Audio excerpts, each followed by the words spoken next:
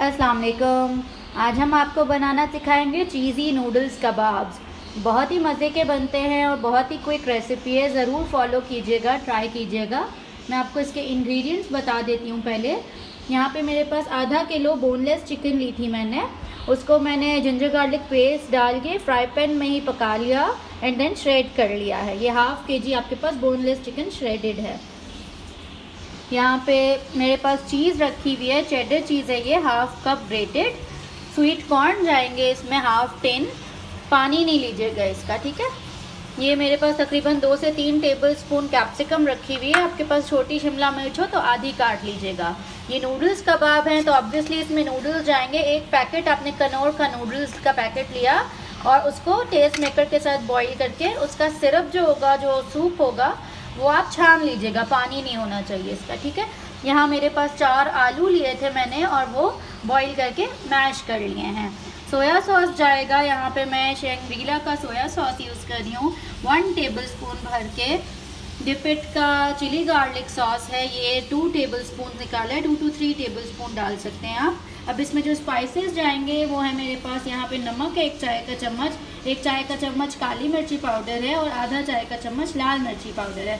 अगर आपके यहाँ तेज़ मसाला खाया जाता है तो 1 खाने का चमचा भर के आप कुटी हुई लाल मिर्चें भी इसमें ऐड कर सकते हैं। हरी मिर्चें भी 2 काट के डाल देंगे, अगर बच्चों के लिए नहीं बना रहे हैं तो बहुत अच्छा टेस्ट आएगा।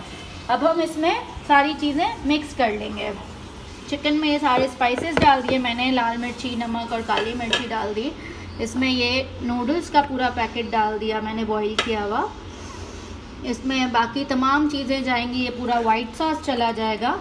देखिए इस तरह का लम्प बनना चाहिए। अच्छा, ये वाइट सॉस का मैं आपको रेसिपी बता देती हूँ। जो मेरे पास ये वाइट सॉस मैंने लम्पी सा बना के यूज़ किया है, इसके लिए मैंने 3 टेबलस्पून मैदा लिया था। आपने एक पतीला लेना है और सारी चीज़ें उसी में डाल देनी है। 3 टेबलस्पून मैदा डाला, उसमें 2 खाने का चम्मच मक्खन डाला, आधा कप दूध, आधा कप पानी, आधा चाय का चम्मच उसमें काली मिर्चें डाली और 1/4 चाय का चम्मच नमक डाल के विस्क हाथ में ली एंड देन जस्ट विस्क करते करते उसको इतना पकाया कि ऐसा ये लम्पी सा रेडी हो गया। देन चूल्हा बंद करें, ठंडा करें एंड देन यूज़ करें। इसमें चीज़ भी चली जाएगी। ये आधा कप जो मेरे पास रखी हुई है। सोया सॉस जा रहा है, चिली गार्लिक सॉस और आलू, ये सब चीज़ें हम इसमें डाल देंगे।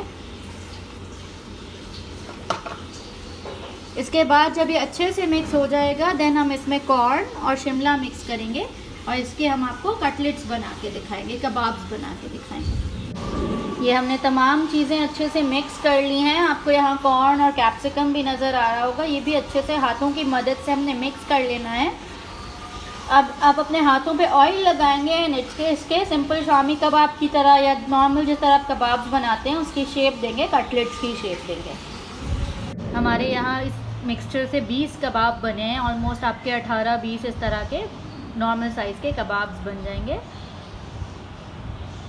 आपने इसको पहले अंडे में डिप करना है, फिर देन ब्रेड क्रम्स में कोट करना है एंड देन हम इसको फ्राई पैन में डीप फ्राई करेंगे। मैं आपको करके दिखा देती हूँ। ये हमने एक कबाब उठाया, अब हम इसको अंडे में डिप कर रहे हैं। ब्रेड क्रम्स में कोट करेंगे।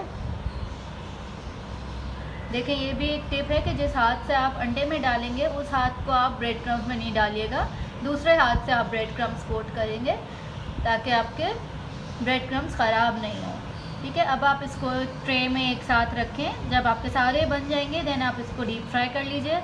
चाहें तो आप एक दिन के लिए आप इनको फ्रिज में रख सकते हैं, बट आप फ्रीज़ नहीं कर सकेंगे बिकॉज इसमें वाइट सॉस है, आलू हैं, तो वो चीज़ें अच्छी नहीं रहती हैं। और यहाँ हमारे मुल्क पाकिस्तान में तो लोड शेडिंग इतनी होती है तो ख़राब होने का चांसेस है, ठीक है।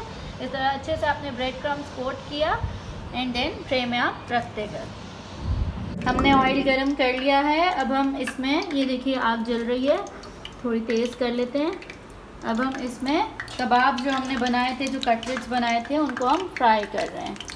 ये आपने ऑयल ज़्यादा ही लेना है फ्राइंग पैन में, बिल्कुल भी शैलो फ्राई या हल्के तेल में नहीं करिएगा। अच्छे से गोल्डन ब्राउन हो जाएंगे तो हम इनको निकाल लेंगे, ठीक है। हमारे कबाब्स रेडी हो गए हैं।